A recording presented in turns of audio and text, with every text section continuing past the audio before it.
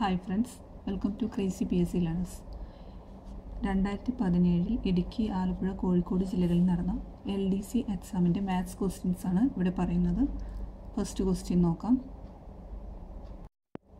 Question ഇതാണ്: ഒരു ക്ലോക്കിൽ സമയം 4:10 ആയാൽ കണ്ണാടിയിൽ അതിൻ്റെ പ്രതിബിംബം ഏത് സമയം കാണിക്കും? ഓപ്ഷൻസ് 8:50, 7:50, 4:10, 7:10. ഇതിൽ നമുക്ക് സമയം തന്നിരിക്കുന്നത് 4:10 ആണ്. നമുക്കറിയാം പ്രതിബിംബ സമയം കാണുവാനായിട്ട് 11:60 നിന്ന് തന്നിരിക്കുന്ന സമയം മൈനസ് ചെയ്യണം. മൈനസ് ചെയ്താൽ നമ്മൾക്ക് കിട്ടുക 7:50 എന്നാണ്. അതായത് ഓപ്ഷൻ ബി ആണ് ആൻസറായിട്ട് വരുന്നത്. അടുത്ത ക്വസ്റ്റ്യൻ നോക്കാം. ക്വസ്റ്റ്യൻ ഇതാണ്: ഒരു ക്ലോക്കിലെ സമയം 12:15 ആയാൽ അതിൻ്റെ മിനിറ്റ് സൂചിയും മണിക്കൂർ സൂചിക്കും ഇടയിലുള്ള കോൺ എത്ര ഡിഗ്രി? ഓപ്ഷൻസ് 90, 80, 82.5, 22.5. നമുക്ക് തന്നിരിക്കുന്ന സമയം 12:15 ആണ്. 12:15 എന്ന് പറയുമ്പോൾ ഏകദേശം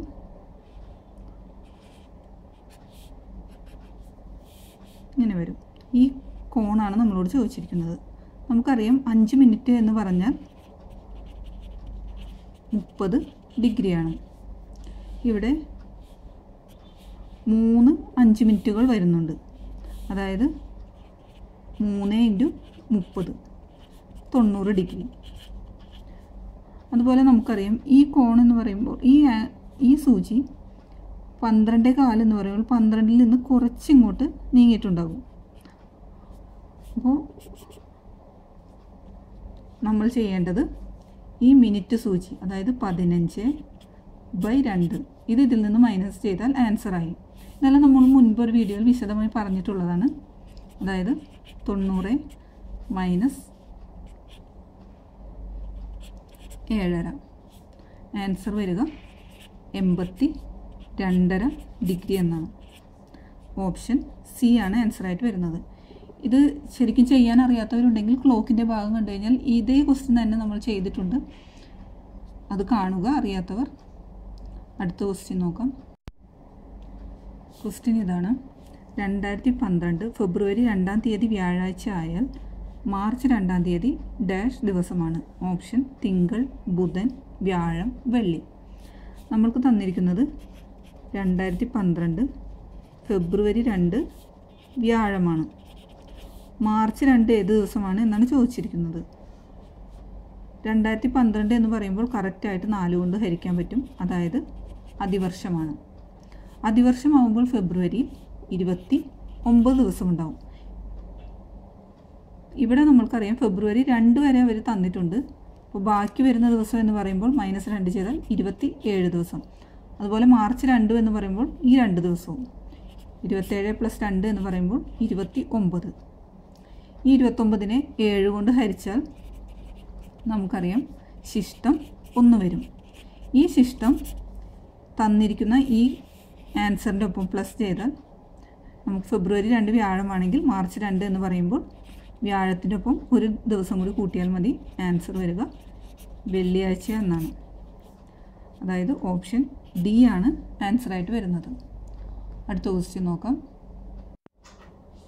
ക്വസ്റ്റ്യൻ ഇതാണ്: ഒരാൾ 25 മീറ്റർ കിഴക്കോട്ട് നടന്ന ശേഷം ഇടത്തോട്ട് തിരിഞ്ഞ് 10 മീറ്ററും പിന്നീട് വലത്തോട്ട് തിരിഞ്ഞ് 20 മീറ്ററും വീണ്ടും വലത്തോട്ട് തിരിഞ്ഞ് 10 മീറ്ററും നടന്നു എങ്കിൽ അയാൾ പുറപ്പെട്ട സ്ഥലത്തു നിന്നും എത്ര മീറ്റർ അകലെയാണ്? ഓപ്ഷൻ 25, 50, 45, 20. ക്വസ്റ്റ്യൻ പറഞ്ഞിരിക്കുന്നത് ഒരാൾ 25 മീറ്റർ കിഴക്കോട്ട് നടന്നു. 25 മീറ്റർ കിഴക്കോട്ട് നടന്നു. അതിനുശേഷം ഇടത്തോട്ട് തിരിഞ്ഞ് 10 മീറ്റർ നടന്നു. പിന്നീട് വലത്തോട്ട് തിരിഞ്ഞ് 20 മീറ്റർ നടന്നു. വീണ്ടും വലത്തോട്ട് തിരിഞ്ഞ് 10 മീറ്റർ നടന്നു. അങ്ങനെയാണെങ്കിൽ പുറപ്പെട്ട സ്ഥലത്ത് നിന്ന് ഇവിടേക്കുള്ള ദൂരമാണ് ചോദിച്ചിരിക്കുന്നത്. ഈ ദൂരം എന്ന് പറഞ്ഞാൽ നമുക്കറിയാം ഇതും സെയിം ആയിരിക്കും, 20 ആണ് വരിക. അപ്പോൾ ആൻസർ വരിക ഇത് മൊത്തം 20 + 25 45 എന്നാണ് ആൻസർ വരിക. ഓപ്ഷൻ സി ആണ് ആൻസറായിട്ട് വരുന്നത്. അടുത്ത ക്വസ്റ്റ്യൻ നോക്കാം. ക്വസ്റ്റ്യൻ ഇതാണ്. ഒരു ക്യൂവിൽ തോമസ് മുന്നിൽ നിന്ന് 9-മതും പിന്നിൽ നിന്ന് 8-മതും ആയാൽ ക്യൂവിൽ ആകെ എത്ര പേരുണ്ട്? ഓപ്ഷൻ 16, 17, 15, 18. നമുക്കിത് കാണാനുള്ള ഫോർമുല അറിയാം. മുന്നിൽ നിന്നുള്ള റാങ്ക് പ്ലസ് പിന്നിൽ നിന്നുള്ള റാങ്ക് -1. ഇതാണ് ഫോർമുല. ആകെ കാണാൻ പറഞ്ഞു കഴിഞ്ഞാൽ മുന്നിൽ നിന്നുള്ള റാങ്ക് എന്ന് പറയുമ്പോൾ അവർ തന്നിട്ടുണ്ട് 9 പ്ലസ് പിന്നിൽ നിന്നുള്ള റാങ്ക് എന്ന് പറയുമ്പോൾ 8 -1. ഇതാണ് ഫോർമുല. 17 - 1 16 എന്ന ആൻസർ വരും. ഓപ്ഷൻ എ ആണ് ആൻസറായിട്ട് വരുന്നത്. അടുത്ത ക്വസ്റ്റ്യൻ നോക്കാം. ക്വസ്റ്റ്യൻ ഇതാണ്. 8 ഹരിക്കണം 4 + 2 × 4 സമം എത്രയാണെന്ന് ചോദിച്ചിരിക്കുന്നത്. ഓപ്ഷൻ 16, 1/3, 10, 1. നമ്മൾക്ക് തന്നിരിക്കുന്നത് 8 ഹരിക്കണം 4 + 2 × 4. നമുക്കറിയാം ഇത് ബോർഡ് മാസ് വെച്ചാണ് ചെയ്യേണ്ടത്. ബ്രാക്കറ്റും ഓഫൊന്നും വന്നിട്ടില്ല, ഡിവിഷനുണ്ട്. അപ്പോൾ ഫസ്റ്റ് നമ്മൾ ഈ ഡിവിഷൻ ചെയ്യണം. 8 ഹരിക്കണം 4 2 എന്ന് വരും.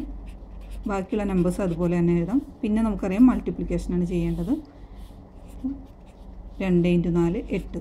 പിന്നെ അഡീഷൻ 2 + 8 10.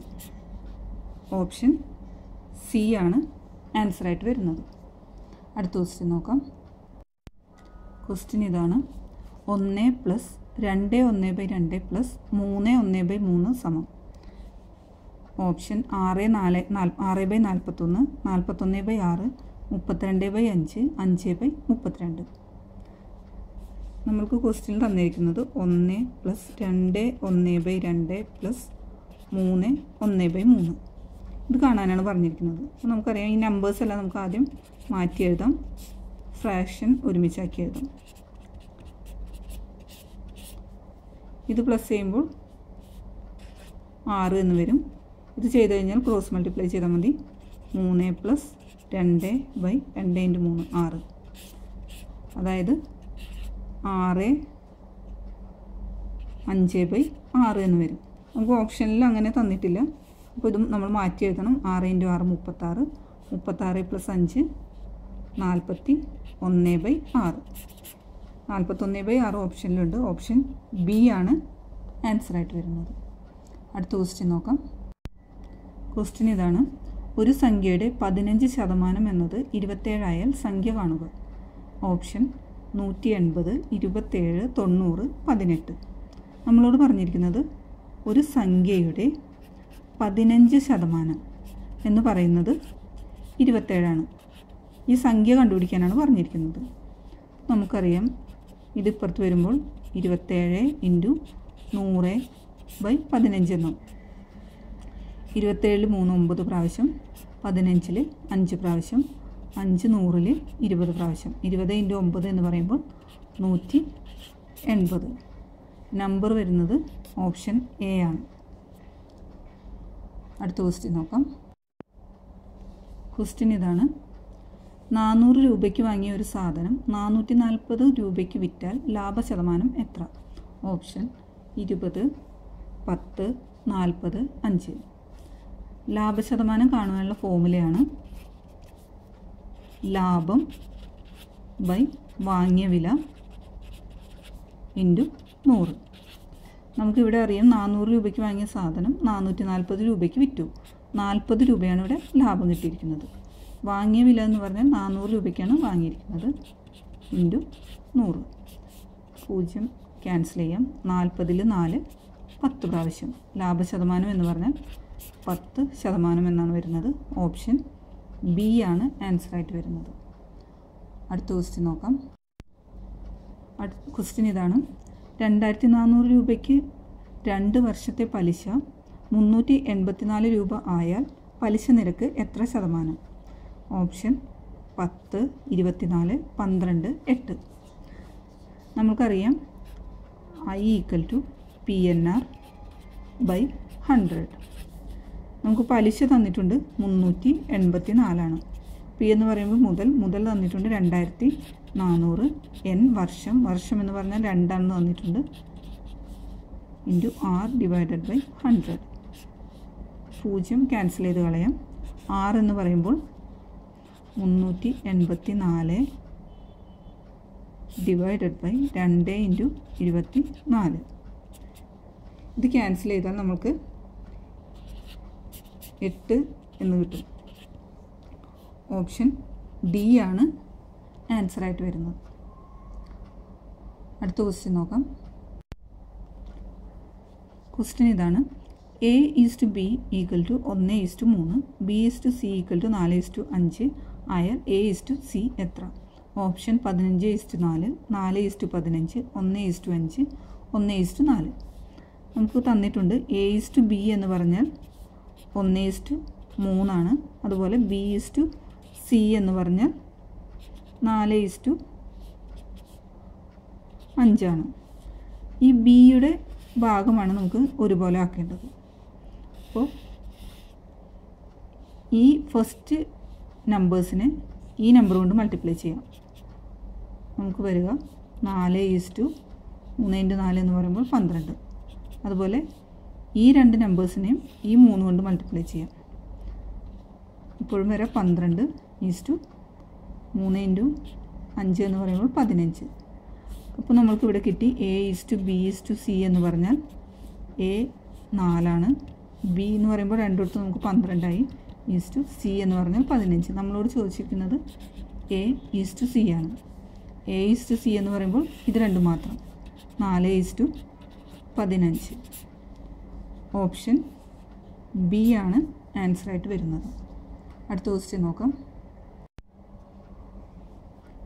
ക്വസ്റ്റ്യൻ ഇതാണ്. 10, 12, 14, 16, 18 എന്നീ സംഖ്യകളുടെ ശരാശരി കാണുക. ഓപ്ഷൻസ് 14, 16, 15, 12. നമുക്കറിയാം ശരാശരി എന്ന് പറഞ്ഞാൽ തുക ബൈ എണ്ണമാണ്. ഇവിടെ 10 + 12 + 14 + 16 + 18 ഇതിൻ്റെ ഈ നമ്പേഴ്സിൻ്റെ തുക കാണുക. ഡിവൈഡഡ് ബൈ എണ്ണം എന്ന് പറയുമ്പോൾ ഇത് 5 നമ്പേഴ്സാണുള്ളത്. ഇത് പ്ലസ് ചെയ്താൽ നമ്മൾക്ക്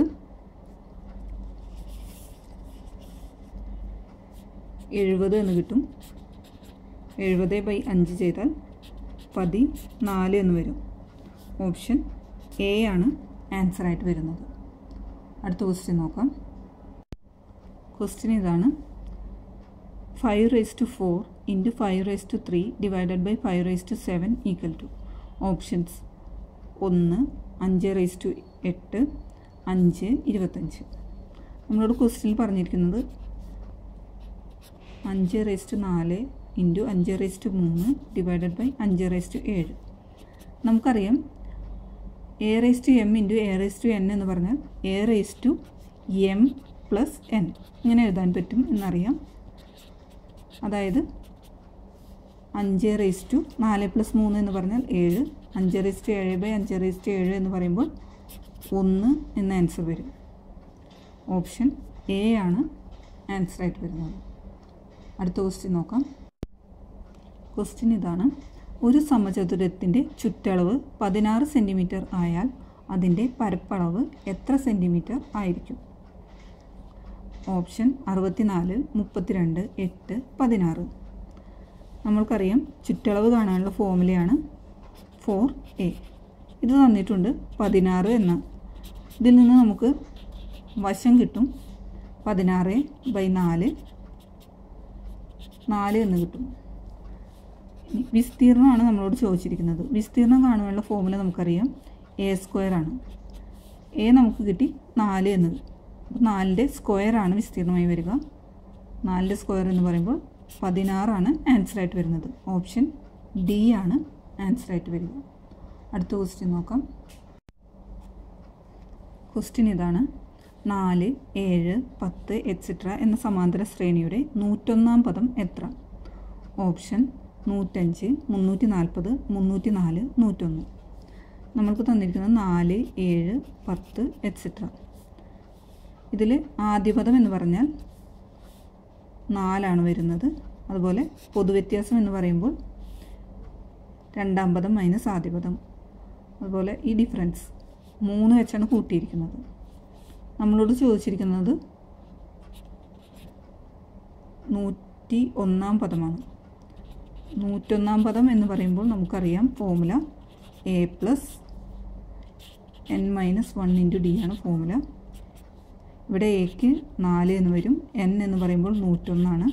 -1 × d എന്ന് പറയുമ്പോൾ 3. 4 + 100 × 3 എന്ന് വരും. അതായത് 4 + 300 304 എന്ന് ആൻസറായിട്ട് വരും. ഓപ്ഷൻ സി ആണ് ആൻസറായി വരുന്നത്. അടുത്ത ക്വസ്റ്റ്യൻ നോക്കാം. ക്വസ്റ്റ്യൻ ഇതാണ്. വിട്ടുപോയ അക്കം പൂരിപ്പിക്കുക. 4, 10, 6, 13, 8 ഡാഷ്. ഓപ്ഷൻ 16, 10, 11, 12. നമുക്കൊരു ശ്രേണി തന്നിട്ടുണ്ട്. 4, 10, 6, 13, 8 ഡാഷ്. നമുക്കിത് നോക്കിയാൽ അറിയാം. ഇവിടെ +2 ചെയ്തു, +2 ചെയ്തു. ഇനി ഇത് കഴിഞ്ഞിട്ടുള്ള ടേമാണ് ഇവിടെ വരിക. അതുപോലെ ഇവിടെ 10 + 3 13. ഇനി ഇവിടെ വരേണ്ടത് +3, അതായത് 16 ഇവിടെ വരേണ്ടത്. ഓപ്ഷൻ എ ആണ് ആൻസറായിട്ട് വരുന്നത്. അടുത്ത ക്വസ്റ്റ്യൻ നോക്കാം. ക്വസ്റ്റ്യൻ ഇതാണ്. 8 + 2 = 610. 9 + 5 = 414. ആയാൽ 8 + 7 = ഓപ്ഷൻ 151, 115, 414, 610. ഇവിടെ നമുക്ക് നോക്കിയാൽ അറിയാം. ഫസ്റ്റ് 8 + 2 എന്ന് പറഞ്ഞാൽ നമുക്ക് കിട്ടിയിരിക്കുന്നത് 610 ആണ്. 610 എന്ന് പറയുമ്പോൾ 8 - 2 6, 8 + 2 10. ഇങ്ങനെയാണ് 610 എന്ന നമ്പർ വന്നിരിക്കുന്നത്. അതുപോലെ 9 + 5 എന്ന് പറഞ്ഞാൽ 9 - 5 4, 9 + 5 14. ഇങ്ങനെയാണ് 414 വന്നിരിക്കുന്നത്. നമ്മളോട് ചോദിച്ചിരിക്കുന്നത് 8 + 7 എത്രയാണ് എന്നാണ്. അപ്പോൾ നമ്മൾ ചെയ്യേണ്ടത് 8 - 7 1, 8 + 7 15, 115 എന്നാണ് ആൻസർ വരിക. ഓപ്ഷൻ ബി ആണ് ആൻസറായിട്ട് വരുന്നത്.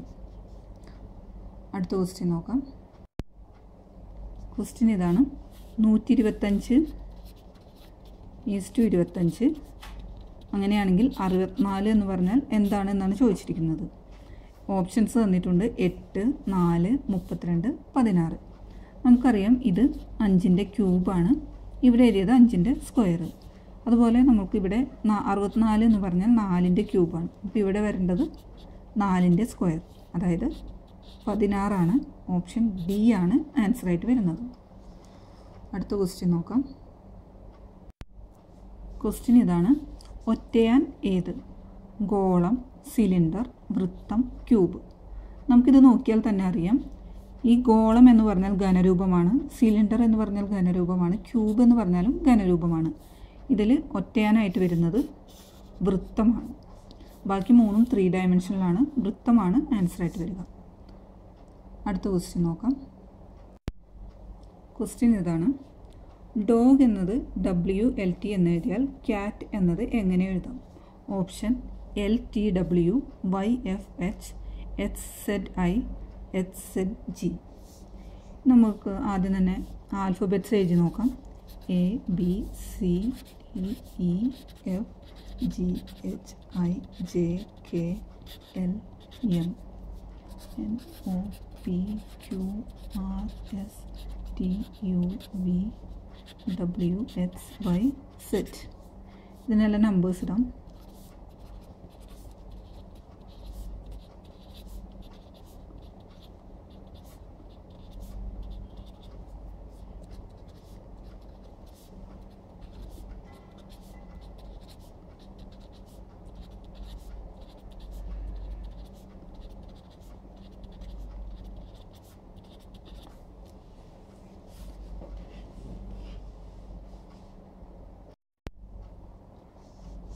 അടുത്ത ക്വസ്റ്റ്യൻ നോക്കാം.